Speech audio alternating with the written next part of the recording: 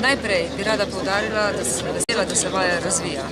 Letos imamo večji obseg, eno državo več kot partnerico, tako da zagotovo smo se v preteklosti izkazali kot dober soorganizator in verjamem, da bo to tudi v prihodnje.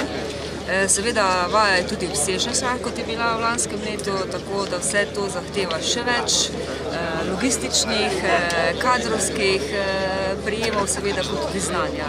Vendar vsi, s katerimi sem se danes pogovarjala, to pa mislim predvsem na pripadnike tujih vojska, so povedali, da so se v Sloveniji počutili zelo dobro, da so slovenski pripadniki naše vojske odlični in da si lahko samo nadejajo takšnega sodelovanja tudi v prihodnje. Izpostavili so, da ni lahko v takšnem obsegu, na tako zahtevnih vajah, kar je bilo vse prikazano, uskladiti 10 različnih vojska.